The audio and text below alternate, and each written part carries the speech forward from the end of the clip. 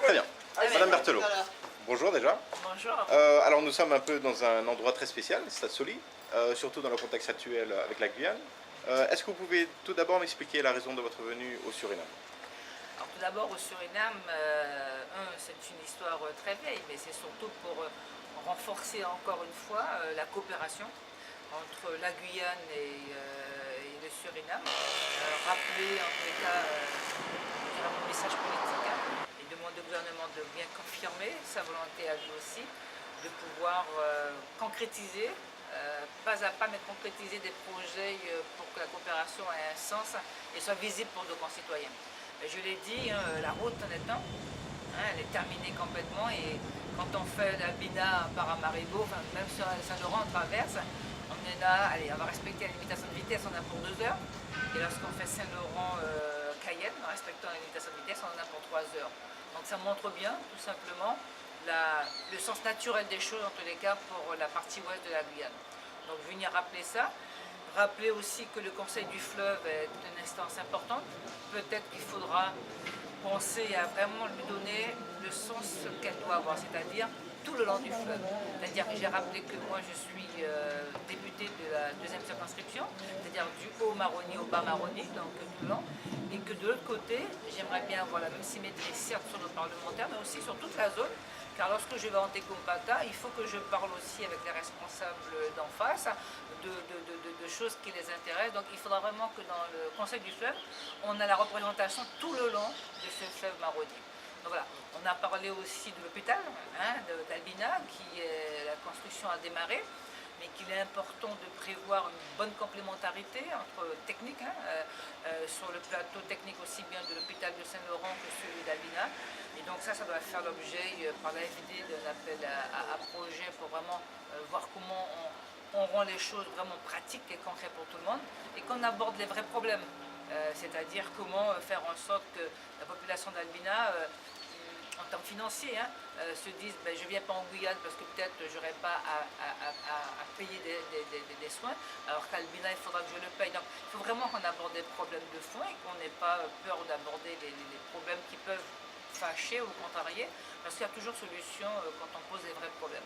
Donc voilà, donc tout ça, et comme vous l'avez dit, l'actualité était indispensable que je vienne visiter cette installation de Stade Soli qui peut être, et j'en suis sûr d'ailleurs, une opportunité pour la Guyane de s'approvisionner avec un carburant aux normes européennes et un carburant qui nous permettra d'avoir un meilleur prix pour nos concitoyens.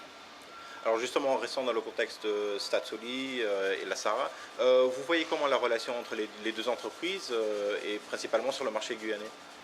Alors d'abord, je dirais qu'il faut comparer ce qui est comparable. La Stade Soli, c'est une société d'État. Donc le gouvernement a un poids, l'État sur un poids, peut donner une orientation politique très claire. La SARA, c'est une société privée composée de pétroliers, donc une société privée qui est là. Donc le niveau d'interlocuteur peut être à des niveaux différents. En tous les cas, moi, et ce qui m'a été confirmé, je crois que le gouvernement surinamien, et c'est une façon aussi de coopérer, peut, en termes d'orientation politique, inciter la Stade Soli à trouver les voies et moyens de discuter. Maintenant, ce sera au gouvernement français aussi d'influencer sur la SARA pour que les choses soient aussi possibles. Rappelez que dans l'histoire de la Guyane, la SARA importait du carburant de Trinidad pour satisfaire la Guyane. Rien n'empêche la SARA dorénavant de se dire il faut que je puisse fournir la Guyane en prenant le carburant ailleurs que ailleurs, c'est-à-dire même au Suriname. Donc, je crois qu'il y a 2 niveaux. Il y a une société privée qui est un opérateur qui est la SARA, mais on sait que le prix, on l'a bien compris, est un prix administré, donc le pouvoir de l'État a bien été joué et le rôle de l'État l'a joué en exigeant de réduire des marges aux pétroliers pour avoir un juste prix pour le citoyen. Maintenant, on a une 2e étape à passer, c'est-à-dire que l'État aussi doit jouer de tout son poids pour que, entre les 2 États d'ailleurs, entre l'État Suriname et l'État France, pour qu'effectivement des opérateurs, que ce soit la Statsoli ou d'autres, avec la SARA, ou d'autres d'ailleurs, mais puissent, je dirais, influencer pour que le carburant en Guyane soit un carburant effectivement là aussi à un prix plus que raisonnable, parce qu'on s'approvisionne dans notre espace, eh bien on peut prétendre avoir un prix beaucoup plus juste pour les Guyanais. Et je crois que ça participe au développement de la Guyane. Il faut rappeler à nos collègues, peut-être en profiter pour rappeler à nos collègues des Antilles que la Guyane c'est 90 000 km², c'est des surfaces énormes, c'est des kilomètres que les Guyanais font tous les jours pour aller travailler, pour se développer. Donc pour nous c'est un élément important du développement de la Guyane, du développement économique de la Guyane, d'avoir un carburant qui soit le moins cher possible. Et on doit se battre, nous Guyanais, pour que ça arrive avec le partenariat des Antilles, s'ils sont d'accord, et s'ils ne sont pas d'accord, nous devons là aussi penser à nos intérêts, parce que nous avons besoin de développer ce territoire, et le carburant, comme l'énergie de manière globale, est un élément important pour cela. Donc tout ce qui est brut, le stockage se fait là-bas. Donc ça, ce sont des packs de brut. Et donc il y a un pickling entre ici et... Non, et le champ de pétrole. Donc il y a... Un pipeline directement. Donc par le pipeline, ça vient ici. C'est stocké ici dans le bac de bleu. À quelle distance C'est à peu près, je crois que c'est à peu près 25-30 km. We hebben dus het bezoek gehad van Chantal Berthelot. Misschien bent u ook wel op de hoogte over de stakingen die zijn in Frans-Guyana in verband met de olie en waarbij de SARA ook een belangrijke rol speelt. Wat is eigenlijk de vooruitzicht staatsolie SARA?